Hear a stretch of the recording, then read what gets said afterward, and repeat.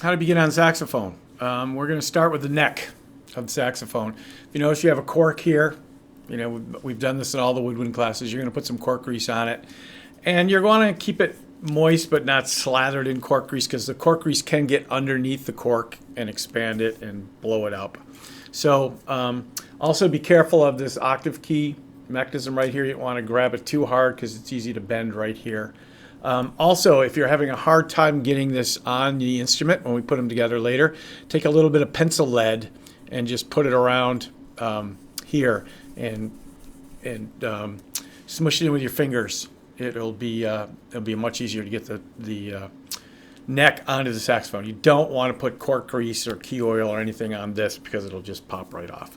So mouthpiece, we're going to put on. The opening is going to face you in the bend of the instrument. You're going to put it about halfway down the cork like this. Notice that this is lined up perfectly with this, okay? And as far as your reed, I have a synthetic reed, but I recommend soaking them in water, not in your mouth, because your mouth, the saliva tends to break the reed down quicker. I usually do a little bit of water and a splash of Listerine in the water. I think I've talked about that before too. We are going to put our ligature on first. Mine looks a little different than yours, and the reason I'm having you put the ligature on first, do I put my ligature on first? No, but students will take the ligature and smash it into the reed. So there's a small end and a large end of the ligature. The screws should be facing you. It'll usually be on the right-hand side. Mine obviously is a little different, faces out. So I'm putting the ligature on first, and then I'm going to handle the reed. If I can actually pick it up.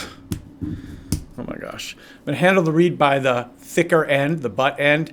Be careful not to hit the tip. And you're going to slide this ligature under the reed. Don't know if you can see this on the camera. You're going to slide this ligature under the reed. You're loosening it up a little bit. And on your mouthpiece, you're going to have some lines right about here. And you can slide, make sure the ligature is slid below the lines. So let me get this on so I could show you. And the tip of the reed should line up with the tip of the mouthpiece. And you're going to slide your ligature down. And you're going to put it on thumb tight. You've done this before with clarinet, so it should be fairly straightforward. And you're going to slide it down below the lines. You're going to make it thumb tight so it looks something like this. Okay? That's what you're looking for right here. As far as the embouchure is concerned, different than clarinet. It's a rounded embouchure. You're supporting with the lower jaw, but you're not biting up. It's more of an O. So you're going to take your bottom lip, roll it over your bottom teeth. Your top teeth are going to be right on the mouthpiece. And a word of warning, the students are going to want to roll their top lip over their top teeth and lie about it. So be sure that you check that always. You can always tell if the mouthpiece is moving around a lot or they have this flubby kind of sound, that this isn't anchored on top of the mouthpiece. So bottom lip rolled over the bottom teeth. I prefer a little more bottom lip over bottom teeth. That's your pad. And you're going to take in about, you can look at me, about half the mouthpiece. If you have too little of the mouthpiece, you'll get a sound like this. Go here, go. Too much of the mouthpiece, you'll get a honky, really kind of a honky, not squeaky sound like that, but you get the idea. So, take in about half the mouthpiece, roll the bottom lip, bottom teeth on top, draw string corners. It's a rounded O embouchure, but you are supporting the reed. If you're not, you get.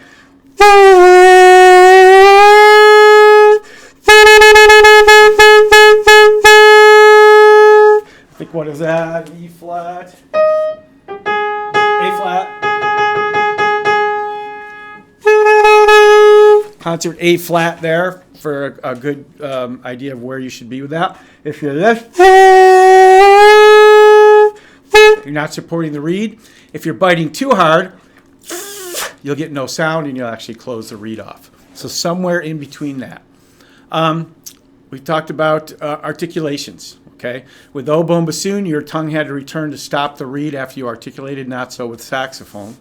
So syllables we use are 2 for staccato, and the easiest way to have a student set the embouchure and set the tongue when you're tonguing is to have them set the embouchure and say the syllable to right into the neck and mouthpiece. And then have them blow air and do the same thing, and realize I talked about that the airstream is constant. You're just restarting it with the tongue. But I'm not stopping the air. I'm not going. I'm going. Do echo patterns with the students. So go. Have them repeat it back, and then go. So that's how you set a staccato tongue. The syllable for legato is do, do, do, do, do, do. Same thing, have them say it right into the mouthpiece and neck. Double tonguing, tukatu, tukatu. I haven't done double tonguing in a while. Triple tonguing is tukutu. Actually, I did triple tonguing first. Double tonguing is tuku.